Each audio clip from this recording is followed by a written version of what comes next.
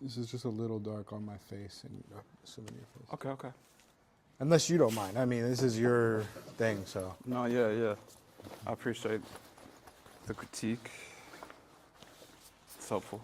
Want people to see us, I think. Yeah, that's kind of the whole point. Mics are green. We're good. Real stories, real people. This is how we heal, by turning our pain into power. Welcome to How We Heal, Turning Pain into Power, a casual, trauma-informed conversation between myself, your host, Daddy Magic, and today's guest, DeMarcus. Cool, man. Yeah, it's cool that you're here. Glad to be here. Happy to be here. Good. I knew your name, by the way. I like to. Yeah, it's classic. Okay. Yeah. Well, how you doing today? I'm doing well. I had a pretty straightforward day. Yeah. I took my son to Costco, Mm-hmm. had some lunch. I mean, I have 2 kids, so starting the day with toddlers is pretty exactly as you would think, you know. Just chaos first thing in the A morning. little bit of chaos, just Yeah, trying to get yeah. breakfast together and hang out, read some books, Yeah, play with some toys, that's cool, man. wait for nap time. What time's nap time? 12 o'clock. Oh, perfect. Yeah, Right around lunch. yeah. That's cool, man. Mm-hmm. How long have you been married? I've been married, this September will be 5 years. Mhm. I've been with my wife for 10 years. Wow, So we've been together for quite a while. that's cool. Yeah. How old are you? I'm 28. 28. Yeah. Okay. Yeah, you got like this maturity about you. I thought you were older than me. How old are you? 31. Okay. Yeah. Was there a point for you when your art became necessary? Yes. Let me think. I know I've been writing music since I was 8 years old. So my uncles and my dad, and you know, like I had an aunt who worked on music and stuff. And I've been exposed to music really early, but it took. I think I started writing the music, but it wasn't necessarily therapeutic. I think around. Well, interesting thing. One of my very first verses I ever wrote was about my aunt moving to Hawaii, and I felt like she kind of abandoned me to some degree, and so I used it like it was a way for me to process that. I didn't understand that, but this is the first time I've actually even thought about that. I think Okay, cool. when I was like 15 or so is when I really started taking music seriously, and I think. I don't know why, because I've always listened to like a lot of different kinds of music, but when it came to my music, it's always been very personal. So I think subconsciously I've been using it as a way to process my emotions and my thoughts Yeah, for, since the beginning. since you started. Yeah. That's cool. That's interesting. I hear that that age a lot. That's 14, 15. It's usually when people start really taking it seriously. Yeah, high school, everyone wants to be a rapper, so. That makes sense. Like, oh, I can do this thing. Are you in touch with your aunt now? Yes, yeah. It's been a rocky relationship, but yeah, that's kind of another, Okay. well, maybe, I don't know, maybe we'll get into that. Yeah, but- yeah. Totally up to you. Yeah. Cool, man. When you're not creating, what brings you joy? When I'm not creating, what brings me joy? Definitely family. Community and family is like my, probably one of my hierarchy, one of the things on my hierarchy of values. Yeah. It's very important. I am religious. I'm specifically Christian. Okay. And so Jesus brings me joy. Spending time with Jesus brings me joy. Though life gets really rough, and sometimes, like, as much as you can petition and pray, it doesn't always, like, relieve the suffering right away. Right. So, I do have things that I use to cope, and some of them healthy, some of them unhealthy. Yeah. I view music as one of those things, as like kind of a coping mechanism. The healthy one. Creating, creating. Yeah. Another one is, just meeting with people, talking with people, spending time with family. And it brings me joy, Yeah. I think I'm going to actually jump ahead. I'll go back to the other questions, but Sure thing. question 5. How do you experience God? How do I experience God? Yeah. So I come from a family that is historically not Christian. Okay. So I'm technically first generation Christian. Interesting. Like, my grandma was Catholic, but she went to Mass and read her Bible. Outside of that, wasn't a whole lot of what I know now to be like a walk of faith, you know? Yeah, like she practiced it but didn't really like live it. Yeah, maybe. And maybe she did. I was little too, True. so Yeah. you know, I didn't get to see the full spectrum of her faith, you know. Totally. But I didn't learn Jesus from her, you know. Yeah. I got into psychedelics as a teenager and like experimenting with drugs a lot. Mm-hmm. So Drugs led you to Jesus? no, Okay. drugs did not lead me to Jesus. Okay. Drugs led me away from Jesus. But I used to experience spirituality in a very kind of dramatic way. Yeah. You know, and I think when I first came to Jesus after experimenting with like psychedelics and drugs, I was searching for kind of a more mystical kind of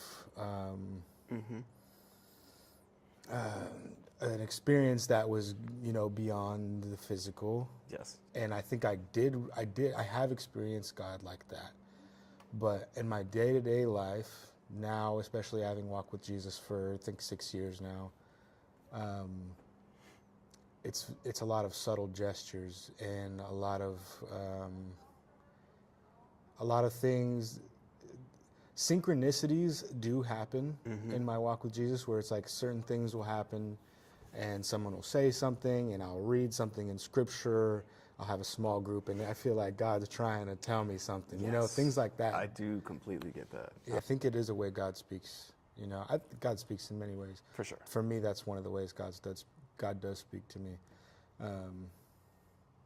But yeah, it's a lot more subtle than a lot of people Yeah. might think, and the way I expected God to speak, you know. Yeah. It's nice though. I feel like you have to really be tuned in to your own silence. Yeah, it takes humility and like a bit of stillness, Absolutely. just like surrendering, you know. Yeah. I'm curious, did you like explore other religions before Christianity or? Yeah, I got into like a lot of New Age theology kind of stuff, Yeah. Buddhism, Hinduism, like looking at different gods and like, I think there's this page. I don't know how familiar you might be. It's called Spirit Science. No, it's like this guy made like a bunch of cartoons and like mashed up a whole bunch of religious teachings and kind of tried to draw a bunch of comparisons between them all. Okay. And so I would say that exposed me to a lot of other ideas of what like of different religions and stuff. Nothing stuck though, you know. It was kind of this attempt to be enlightened, I think, was really all it came down to. That's a pretty common theme throughout most religions. So, Yeah. you know, it's easy to think. It was easy for me to just feel like, oh, none of the religions are the way. It's kind of just taking from everything and just using them, you know, Yeah. using everything as tools, whatever suits you. Yeah, that's kind of what I've been doing. Do you mind if I ask, are you raising your kids Christian, or are you letting them, like, are you like guiding them with your faith, and then maybe when they're older you'll? Yeah, definitely raising my family Christian. My children, my son is named Praise Yeshua, and my daughter's name is Honor Yeshua. So both their names are kind of like a declaration for what God's done in my life, what Jesus specifically has done in my life, I think things got really dark before I found Jesus. You know, much of my life has been pretty dark, and Jesus has completely changed the trajectory of my family tree and my life. And so I think there's no other way for me to live and raise children without letting them know who I am and how our family is even possible today. That makes sense. You know, so yeah. When you feel invisible, what helps you feel seen, and how do you help carry that feeling forward to help others feel seen? That's an interesting question. That's been a struggle throughout most of my life, is feeling invisible. I think maybe a better word, it registers to me as a similar thing, but I feel very lonely in much of my life. Okay. I struggle with it still, you know? Yeah. I don't know that I have a proper way to manage it. I kind of dip pretty often. I feel lonely, which is interesting because, you know, I've been making music for such a long time. I have a lot of people who view me highly, you know, and hold me in high regard. Yeah. A lot of people respect me, but I do feel invisible still. You know, I do feel lonely still quite often. That's how I formed porn addictions. Yeah. That's how I formed drug addictions. That's how I formed habits of isolation, you know, intentional isolation. Music is a big thing that helps me for sure. And I do try to write music for people that might feel the same way as me, you know? Yeah. I think that maybe answers that question. I used to have that same loneliness feeling. I actually don't anymore. It's good. And I know other men, it's mostly men who express that feeling. And I have friends who, you know, like yourself, they have families, wives and children, and they still get that feeling. So I'm curious how your self-love is going, if that, because that was definitely a factor for me. So I was assaulted when I was a kid, and I've been in therapy dealing with that, and I'm at a great place with it now, but I think I developed, you know, drug addiction and porn addiction, and I was isolating myself as well. And, but yeah, I've worked on all the issues that come with sexual assault, and you know, how people internalize it, and yeah, I'm not lonely anymore. So I'm curious if just where you're at with self-love and on your healing journey. I think I've gotten better for sure. I think Jesus has helped me a lot with self-love. Part of what led me to Jesus was like I got very suicidal. Yeah.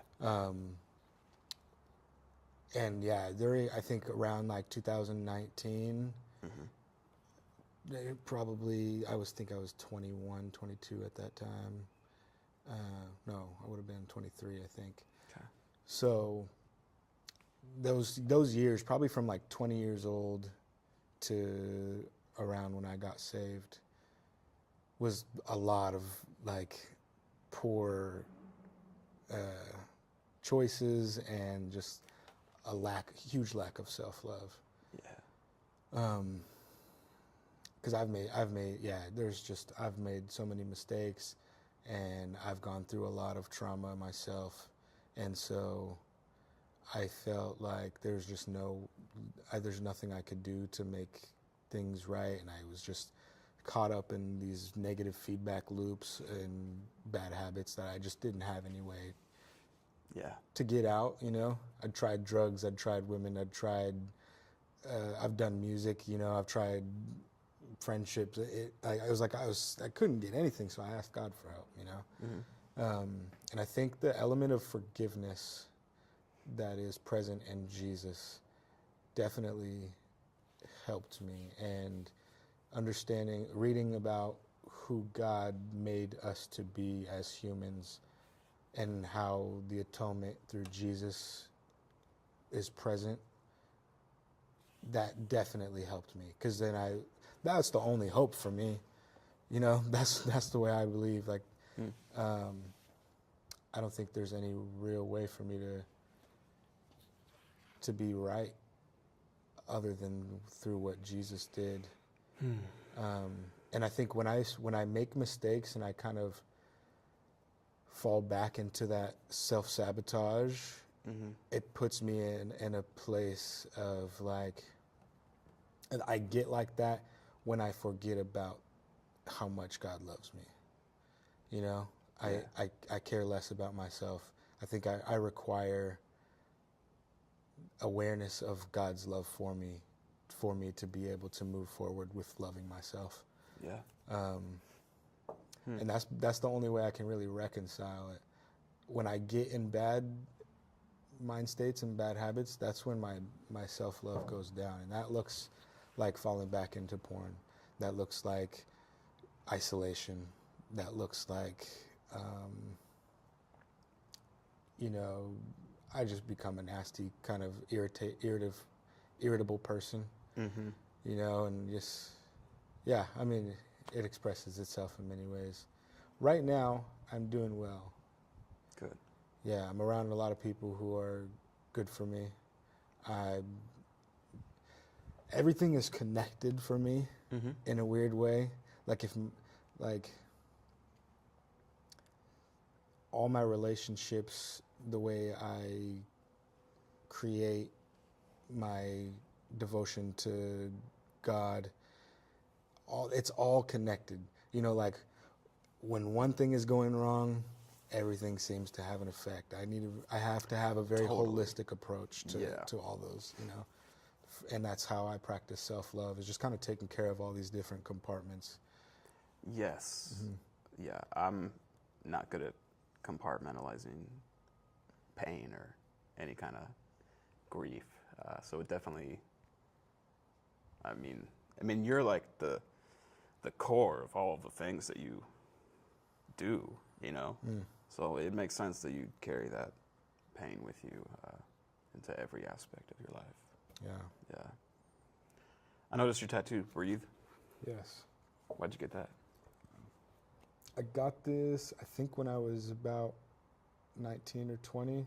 I used to have really bad anxiety, like extremely bad anxiety, to the point where, like, I would have like panic attacks and stuff. Yeah. And so this was kind of a reminder for when I get like that to just breathe. That's why it's faced towards me. Yeah. Normally you get tattoos like this one is faced outwards. This one is for me. Yeah. That's cool. What do you hope people will learn from you? I think I was confronted with this question recently, just in my own thoughts. Oh, okay. It's an interesting question, because I think as a Christian, one of my main things is like, I want to represent Jesus well. Yeah. And I think that there's a desire for that, and I think like I would be happy with just that, Yeah. But there's also a part of me that wants to pass things down. I think I have learned a lot, and I think I do have good takes on life, and so I've recently, and like my album that I just released called Live from the Place to Be, part of making that album was a discovery to say yes to my responsibilities. It was kind of a journey of saying yes to my responsibilities. It's about kind of like being present, fully locked in to what's at hand, and using what God has put in me to meet my responsibilities head on. Yeah. And I think one of the main ways for me that I've found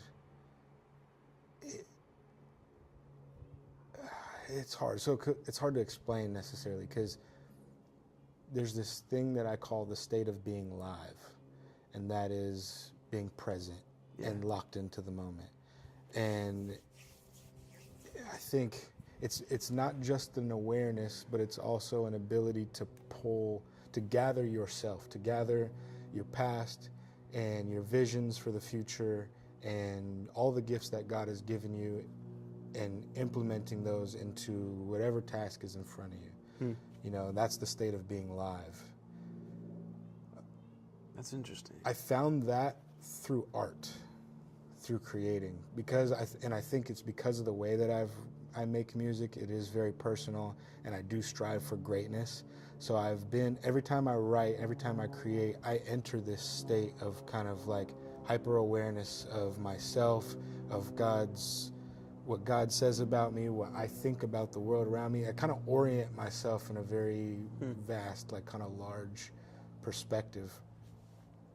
And I bring all that into creating whatever is here, Yeah, so I kind of learned this way of interacting with the world through art. I think it's a key component to humanity. I've come to the conclusion that it is one of the main things that separates us from animals, is the ability to do that, you know. And I've implemented that same kind of philosophy into the way I raise my kids, into the way that I interact with my friends and family. I try to be aware and pull from this vastness and just the reality of who I am and what God has done in my life and all the gifts He's put in me, and I try and use those, in the conversation like this. Even like it's a state of this thing that I call live. I think I would really like to do something. Oh, sorry. I would really like to implement something, whether it's an institution. I tried it with my album. I don't think I've fully done it with my album, but I want to do something that opens people to partake in this philosophy, this way of living that I've discovered for myself. I think it's extremely important. I think it is essential to humanity. That'd be something good. Yeah. It sounds a little complicated. It is. It sounds like presence plus.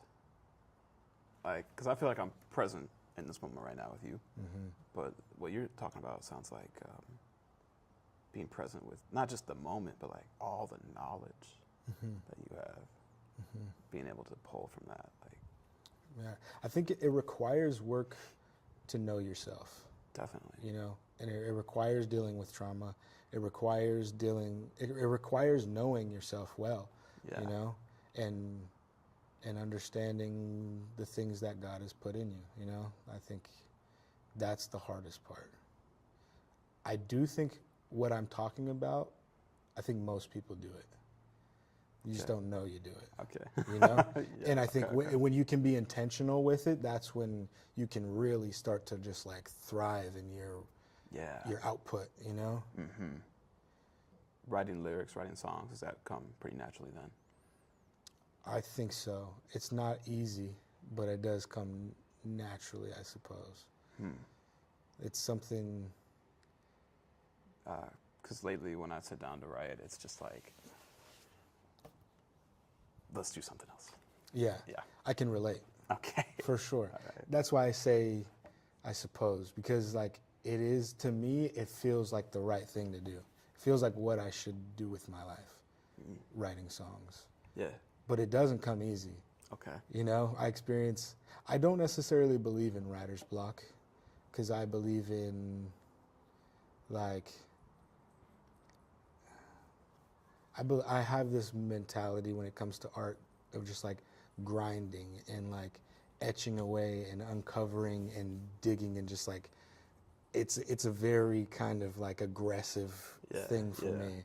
And I do thrive in that place of like sitting there for 3 hours trying to come up with one line. Oh, It's frustrating. That's my process too. Dude, I know many people who struggle with it, but I enjoy it. I've learned to really enjoy it because I love what comes out on the other side. It's always worth it for me, and I do view art as something worth working that hard for. So I've learned to like that. Like, as part of the reason I do it now at this point, it's like the process, you know? That's good to hear that it can be enjoyable. 'Cause, I'm not enjoying it. For sure. But yeah, that's interesting because even if you have like writer's block, you can still write. It's more like spirit block. Mm-hmm. It's like I'm writing, but it's not what I want to say or how I want to say it. Mm-hmm. I have to listen to your album now. I should have done that before. That's okay, dude. That's okay. I usually do. There's been a lot going on in my... I think you for the first time heard my name like 2 weeks ago, right? So you're okay. Yeah. Okay, all right. This is actually my last question. Okay. I used to have 10, but some of them are kind of redundant. So. Sure. What's a recent victory that you're proud of? There's plenty of recent victories. I would point to, my first thought goes to my album. Mm-hmm. That was a huge victory for me. Yeah. That was like, it accomplished so much in my walk with Jesus, in my creative endeavors, just being able to establish myself as a man. I was just talking with my friend the other day about, like, I'm 28, mm-hmm. and I think you're probably in the same boat. I don't know if there's ever an age where you have to leave this space. But like, as a man, women go through the same thing, but I'm going to speak for myself as a man. Yeah. We're faced with a lot of things that we can take responsibility for, much of which we have never, ever done. You know, and if we don't have, many of us, myself, I don't have role models and people that show me how to deal with certain things. Like, an example I used for my friend last night was, when I was younger, my mom had a boyfriend that was physically abusive, and I had to watch that a lot when I was a kid. And as I'm older, my sister is going through the same thing. And there was an opportunity where I found out that it was happening, and I had to make the decision whether to go over there and confront him man to man and deal with it, or to let it pass by and not say anything. Right. And there's no role model for that. No. You know, there's no one that's ever showed me how to do that. But I had to decide that day that I was going to be the type of person that stood up for my sister and stood up for women who are being abused. You know, and I got to step into that. And there's many things that have come up in my life as I've become an adult, having kids. I get to decide. There's decisions that I get to make regularly that I'm going to be the type of person that does this, you know, that does something. You know, that album helped me so much. This album that I made helped me so much in that regard. That's you cool. know, Man. Never been married, never had kids, and now I do have those things. Right. And I get to decide who I'm going to be in that realm. It's you know, it's kind of exciting. Yeah. A little terrifying. Mm-hmm. You're essentially becoming the role model you wish you had. Yeah. Yeah. Many of us are forced to do that. You know, I've done it. It's great when you have role models, but there's some things you just never get. You know, you can have great mentors, you can have a great father, and you just come to things in life that you just don't know how to handle, and you got to do it. You know, or you harden up and you become scared, or you don't know who you are. You know, you lose yourself. I definitely hardened up for a big chunk of my younger years, but it wasn't. I wasn't happy. Mm-hmm. You know, and I wasn't really. I was basically hiding myself as a way to, you know, protect myself. But it's no way to live. No. I can relate, though. Yeah. Yeah. So to answer the question, I guess more specifically, I have victories every day. Like, I think maybe today I had a victory, and this is a funny one. This is an ongoing victory. Okay. But like, I am not a reader. I do not like reading. How do you know what you're writing then? Well, I actually, funny thing, I stopped writing my lyrics down a long time ago. Oh, really? I write by recording, and the audio is my way of writing. That's cool. I just listen back and I just keep on punching in. Okay. That's how I quote unquote write. That's cool, man. But I hate reading, man. I don't enjoy it. It puts me to sleep for one, and sometimes it makes my skin crawl. I don't know what it is exactly. It just like weird. When I sit down and try and read, I just don't want to do it. It's like maybe an ADHD thing, where it's just like I just can't do it. I can do it, but I struggle to do it. But my son is a reader. Yeah. He's 3 years old, but he loves to read. I think maybe any toddler loves to read, but my son loves to read. That's cool, man. And he always wants me to read books. And I constantly have to fight through reading book after book after book. And it's the same book over and over again, typically. Yeah. It's, today I had a good victory. I would say that's a huge victory.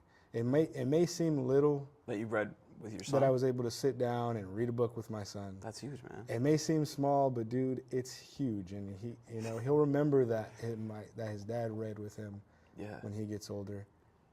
That shit matters to me, big time. That's bigger than putting on a show. That's bigger than releasing an album. That's bigger than making $1 million, That's a huge victory for me.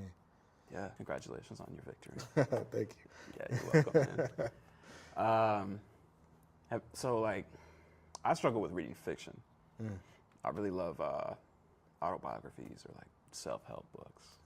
I can get into those no problem, get through them no problem. But when it comes to fiction, I really struggle. Last fiction I read, entire Lord of the Rings, because I grew up on the movies, and I prefer the movies. Yeah. Yeah. I don't know if is that the consensus for most people, that the movies are better than the books? Usually not. Usually not. I didn't think so. The books are the better. I feel like I've heard that. Yeah. But yeah, I don't know. It's hard for me, I think, to I have a great imagination, but it's hard for me to like visualize what someone else is describing. So yeah, I don't know what it is for me. I've enjoyed reading before, for sure. Yeah. I read the Bible, and sometimes I enjoy it. Not always. Okay. That's a intense read, man. Yeah, it is. I don't think necessarily. I think I struggle with comprehension when I read for some reason. Like I'm the kind of reader where I'll read the same line 15 times just because I'm like, I'll read a whole chapter and be like, I didn't retain any of that, and I'll have to go back and maybe multiple times, Yeah, it sounds like ADHD. Yeah, maybe that's what it is. So I think that experience of having to do that frequently maybe has just like etched something in my brain where when it comes to reading, I'm just like, my brain's just like, no, this is, we need to, it's like a survival thing. We need that immediately reminded me of like being a little kid in class, and it's like you have to read to the whole class, and then the teacher's like, all right, now explain what you think that passage was about. And you're like, I don't remember what I just read, so. And it's just embarrassing, and so it makes sense as you get older, you're like, fuck reading. Yeah, a little bit. I want to be a reader. I just, I don't know. It's interesting because, like, I'm a big thinker. I do think a lot. I love podcasts. I love listening. I'm not, like, even the Bible, a lot of times I'll listen to the Bible. On my drive home from work, I have like a 30 to 40 minute commute, and I'll listen to scripture on my way home. I love taking information that way. Wow. But, I'm trying to say, I'm a big thinker, and there's so many things in books and writers and philosophers that people have told me, oh, you're talking about something that reminds me of these people, and I have no clue what that is. Yeah. But I wish I I wish, part of me wishes that I could be a reader so that I could, you know, expand on my ideas and like just learn more about what other people think. I think what you have is wisdom. I have it too, and I'm not. It's kind of like you just kind of inherently know things, and so like what you might just know, you know, someone else is reading about, and you may not have like the language that they do, or even like an author name, but you still understand it. Yeah, it's a cool thing. We're all human at the end of the day. Definitely. You know, all these writers, they're just humans who had a lot more time to think than maybe the modern person today. Writing is in my family. My mom's been published, my older brother's been published, and he and I wrote a comedy book together, and it's really short. Like, I would write a couple sentences, and he'd sit down and laugh his ass off, and I'd write a couple sentences, and we built a whole book in that format. But That sounds fun. it's fun. I don't think you would like it. It's really raunchy and stupid, and For sure. But- I do enjoy comedy, so oh, okay, all right. I'm never sure, you know, like, it's called Cannibal Dwarf Detective. Does that sound good? maybe you get into that, but don't read it to your kids. for sure. Just the title definitely sounds like a pretty, Yeah. I don't even know what raunchy maybe is the word. That's the word you used. I mean, yeah, so there's actually no cannibalism in the book. Is he a dwarf? But he is a dwarf. He's a dwarf, okay. But all the other characters are like an octopus or a banana man, you know, so, yeah. Okay. It's not. Actually, no, sorry, there is cannibalism. Now that I'm thinking about it. So is writing something you want to do too? I've done it a little bit. I wrote a book called Lineage. I self-published through Amazon, based on like my past trauma, spiritual experiences. But I think I've always wanted to do something like this. Yeah. In front of a camera, interacting with people. Even like, I was thinking about putting out my next project by the end of this month, but decided to prioritize the show over that. Interesting. Yeah. Why is that? Currently, this is just more fun, and I think it's better for my mental health. Because my album is just, even though I've worked through all the grief that I'm rapping about, I don't really want to be in that headspace right now. Oh. Yeah. But it's close. It's nearly finished. You're good at this. This right here. Yeah. Thank you. Appreciate that. Yeah. So, I mean, not a bad thing. I have a lot to say, but I guess lyrically it's just not enough. You know, so yeah, if that makes sense. Yeah. You feel like you're at a place where you're just, you just want to do it so well that you're kind of like freezing up a little bit, or is it just that it's too much to deal with psychologically? I guess I don't know. I don't think it's either of those, but I'm not really sure what it is. Sure. But I'm just not trying to force it right now. It's good. I was talking about, you know, like, I feel like I was talking about this with a friend about how, like, if I were to get, like, a record deal, that'd be bad for me. My friend said, well, it probably depends on how much they pay you, but I disagree. I'm very much like what's going on in my heart, you know, first. And then once I figure that out, I'm sure I'll be able to finish the album, but I'm just not there right now. So That's how I think you should do it a lot of times. That's the way I approach it too. yeah. Yeah, I wrote my album, I wrote chronologically, and I knew like there were certain things in the album I couldn't even write until I'd processed them. Yeah, I'm Yeah. the same way. Yeah. But I knew I wanted to. I knew there was things that I specifically knew I wanted to write about. Yeah. But yeah, I just had to work through them and orient myself in a place of being able to. Yeah, and I'm at a good place with, grief. But I think I'm still adjusting to this new way of living. I interviewed a guest a couple days ago and told him, like, I'm no longer operating from survival. I'm just doing well, and that's brand new. And I'm just trying to get cozy in this and being okay. It's really weird. Yeah. That's awesome. Yeah. Yeah, it's great. It's been difficult, man, but yeah, I'm glad to be here. Congratulations. Thank you. But how you feeling? You got more to say? I feel content with everything I've said. Cool, man. Yeah.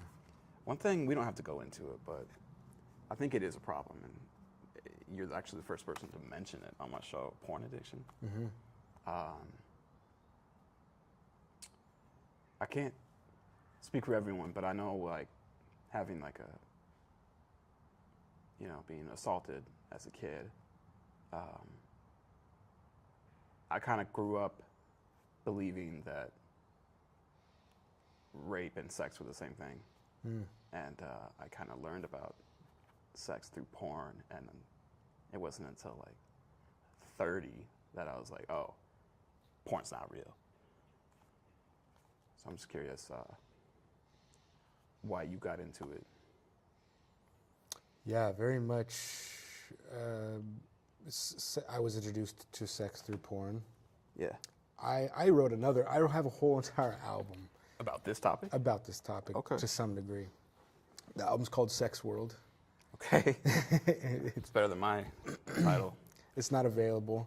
I don't think it's available for the public anymore. Okay. But I had, in the album I talk a lot about the different things and different experiences, and then how I viewed sexual interactions and stuff, and where it led me, which is a huge part of where I got, like, kind of suicidal too, just not being able to fight through this addiction. When I was a kid, my family has told me stories about me being molested in a daycare. I don't remember it, but I remember that they pulled me out of the daycare because of some things that I said. I don't know if it actually happened or not, but I remember shortly after that, probably, I think I was around 4 years old, I remember finding pornography in my mom's drawers when I was a kid. And that was the first time I'd ever seen, I found some magazines. That was the first time I'd ever seen anything like that. It can be shocking. Yeah, I don't know how I took it. I think, of course, I was interested. Yeah. That's normal. But you don't really have a frame of reference for anything like that, So No, it's like, not at all. You shouldn't. Yeah, you shouldn't. And being able to process something like that, you don't really know. I think there's a natural feeling of like, oh, I will get in trouble if I get caught doing this. Definitely. But man, like shortly after that, I started going to like the neighborhood girls' friends' houses and stuff, and like I remember getting caught when I was like 5 or 6 in the closet with one of the neighborhood girls, and like a whole bunch of mess like that as a little kid. Wow. I was that little kid. Yeah. Like he is. I was simultaneously obsessed with sex and terrified of it. Yeah. And so that was awful, just existing in that space.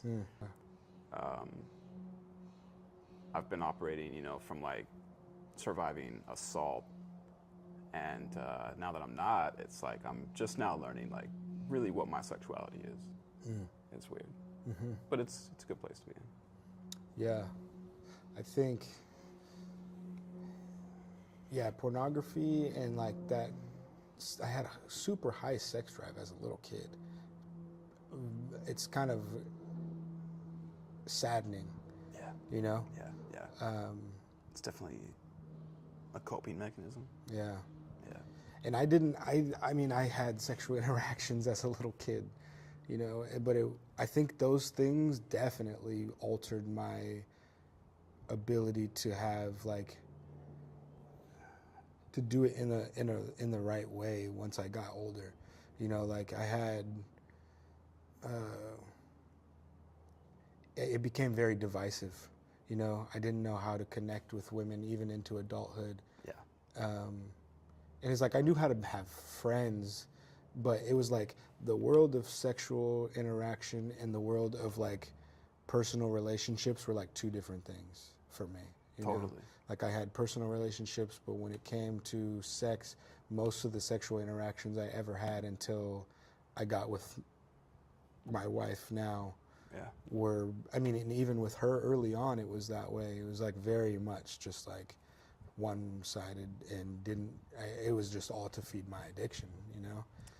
Yeah, because that's a huge theme in porn, is like just, you know, dominating your partner, and they don't even really get a say. But they're acting like it's what they're enjoying because it's fantasy sex. So, yeah.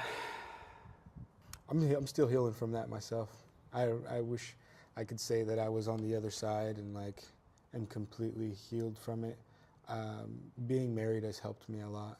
Yeah. Coming to know Jesus has helped me a lot. But Yeah. I still struggle, you know. I've just long time of that, you know.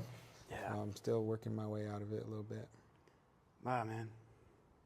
I don't remember my assault either. It's really fragmented, and other survivors I've spoken with say that's actually a blessing. Yeah. They wish they couldn't remember theirs. Yeah, the ways it manifests itself too. It's bad. Yeah. Yeah. It's interesting. I think there's a lot of common themes between victims, but sometimes it goes down a path that no one else would know, you know? Yeah. You know, Yeah. it's all very strange. Sometimes it manifests in fear and just of the world, and Yeah. sometimes it manifests in aggression and abuse, you know? Yeah. You can take there's different routes. I don't know. I haven't really talked to many people. I haven't either, other than that have experienced therapists. That was another reason why I created this show. But I realized most people aren't talking about sex trauma how I am. And that's okay. So yeah, I had to like switch it a little bit, just make it more about mental health in general, you know. I think a lot of people it's undealt with, you know, and a lot of people are afraid as it's a public platform, so it makes sense. Yeah. I've been Yeah. very open with my struggle. I mean, I made a whole album about it, so Yeah. you know, I'm maybe unique in that way, but I was gonna make the joke that your sex album was called "Beat It." yeah, Yeah, that's not. Your title's better, man. the sex world, yeah, Sex World. Wow. interesting time. Is it available like on SoundCloud? I'm curious. I'd like to listen to it, but No, Bandcamp. Maybe? it was on Bandcamp. Okay. If you paid $800, What? That was how I had it. I had it like that for a while. I don't really. It's kind of more for me. Maybe there will be a time in my life where Yeah. I can re-release it. No, I would never re-release it, but there's maybe a way that I can make it available for people with a disclaimer. Yeah. You know, and maybe after I've done some work to kind of frame the listening experience for people. I don't want people to just listen to it for enjoyment. That's my fear, and that's why I took it down. That makes sense. Yeah, because it was like sonically really good. Yeah. Some of the best music I've made, and many people like were kind of thrown off after I stopped making that music, and after I kind of went a different way. I had a lot of people tell me that the music that I made afterwards was not as good. And like I had the most success during that album release. Like people loved it. And I think many people can relate, and many people are just like, you know, the moniker I went by when I made that album was Sex Sale. And Sex sale? Sex sale, like a sex sale, like a bake sale, like Okay.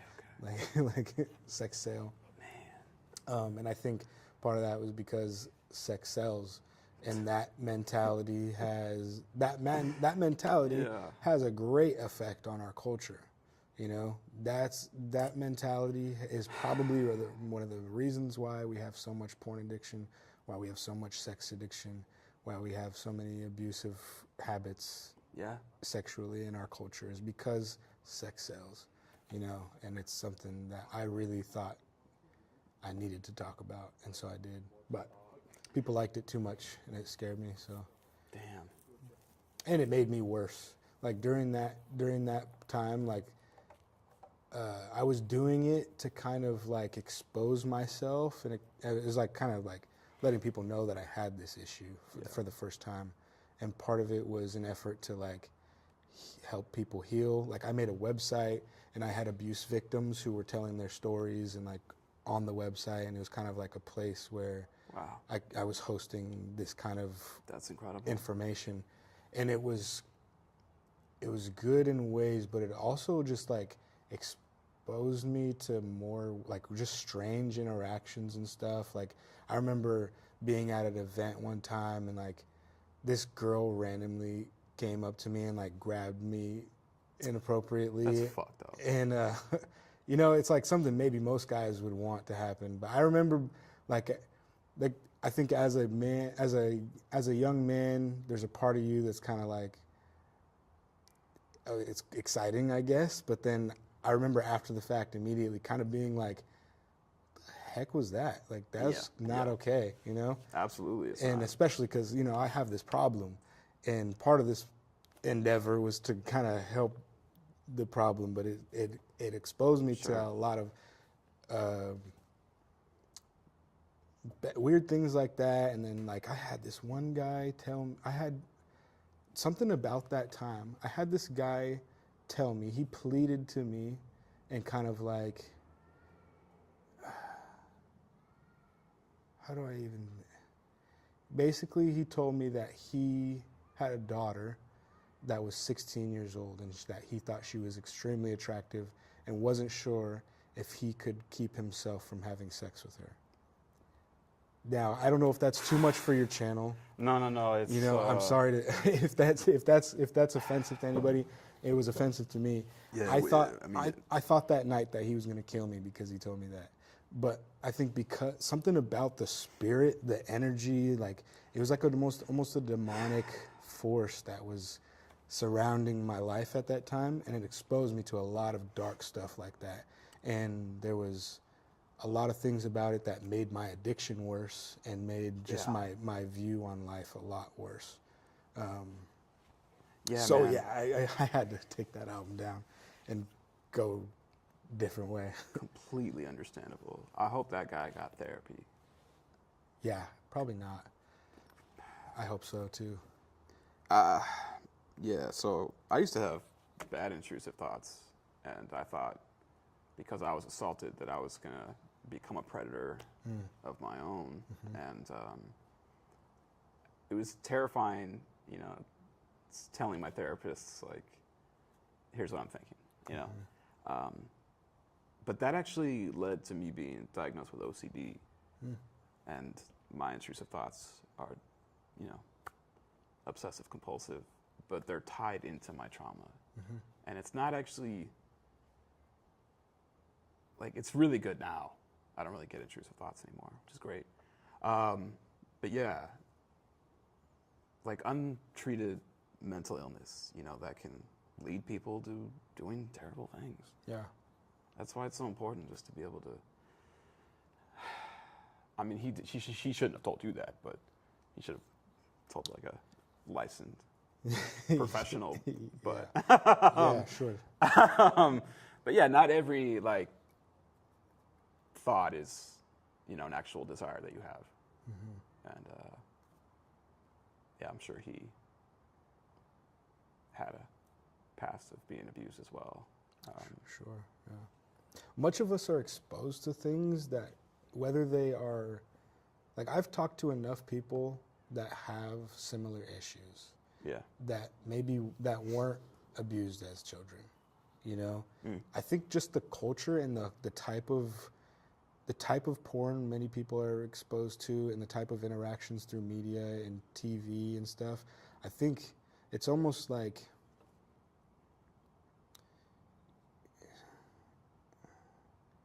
much of it is kind of like violating, you know? I think many people are exposed to things that manifest themselves in the same way as someone who might have been abused, you know? Yeah, no, that makes sense. I think even witnessing something can damage you. It can definitely alter you. Yeah. Yeah, it doesn't have to happen necessarily to you, but...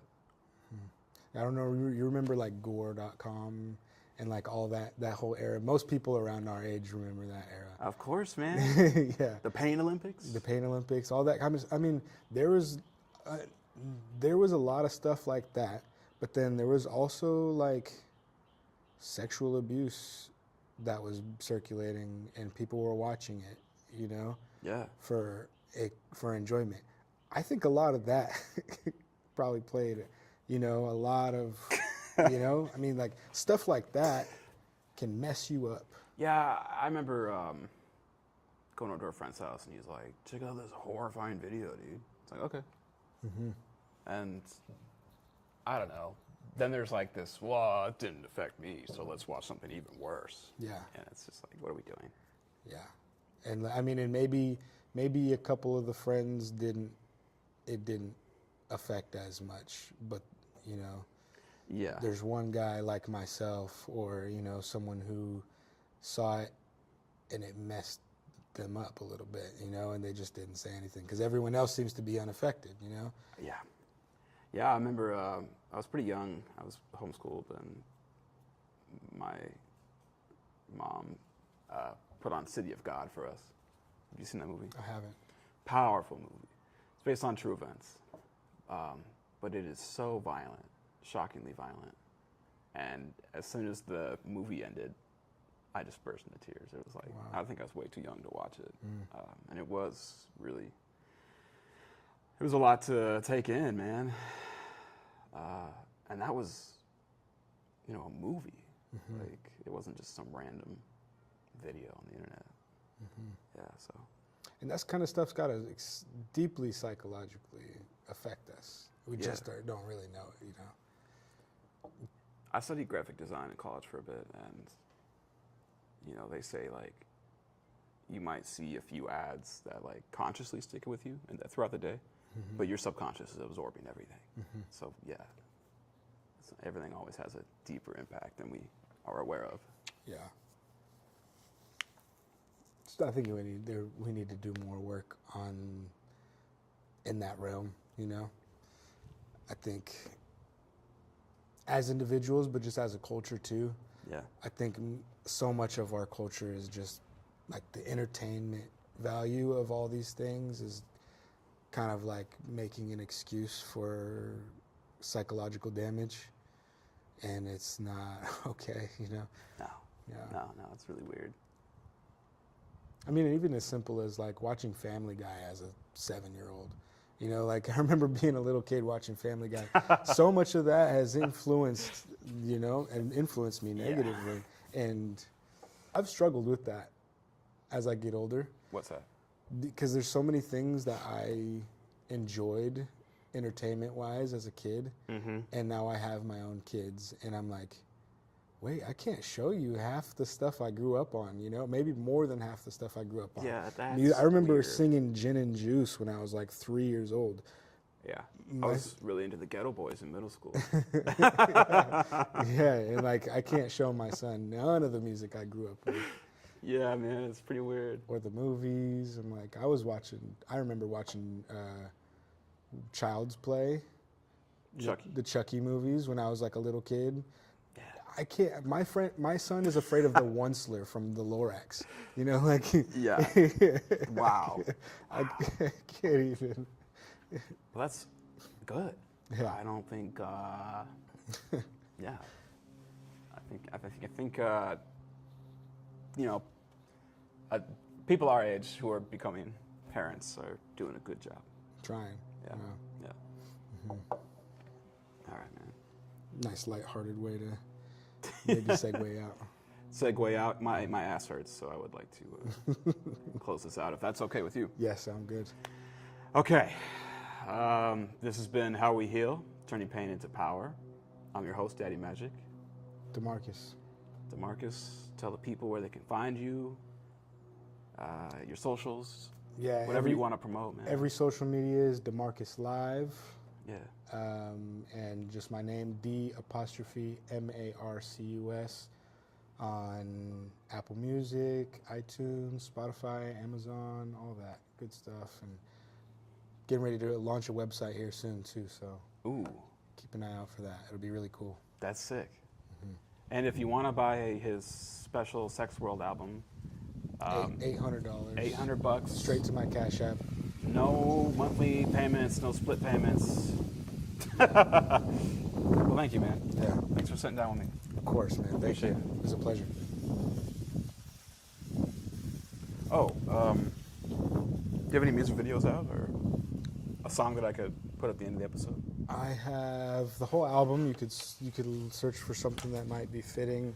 Okay. I don't have like a typical music video, but I did 3 live renditions of some of the songs from the album. That'd be cool. And that has like a whole live band, and then there's like little skits in between each song. It's kind of like a short film. Okay. Is it on On YouTube? YouTube, yeah. Sick, man. Yeah, I'll check it out.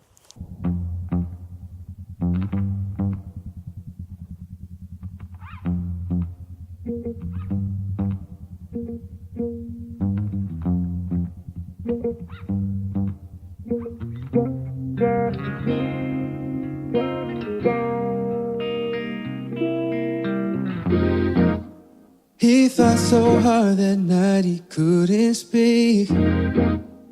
Trouble was coming over. Picked out his outfit for this grim occasion, rehearsing every possibility of how this might end up. Wouldn't it be all bad? Guess it wouldn't be so bad. It was a date with danger, big risk taker.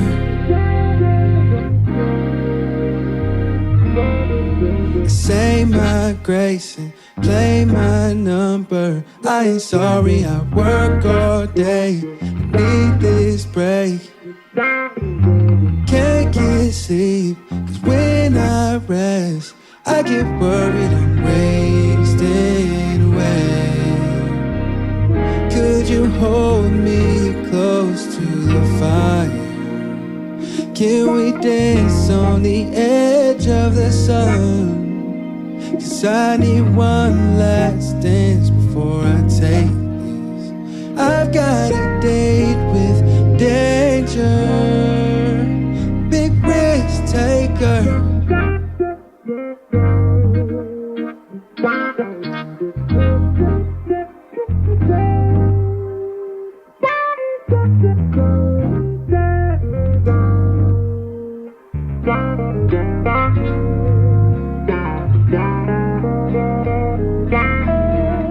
He thought so hard that night he couldn't speak. Worry had taken over. Made up his mind to face those expectations and take on all the possibilities of how this might end up. Wouldn't it be all bad?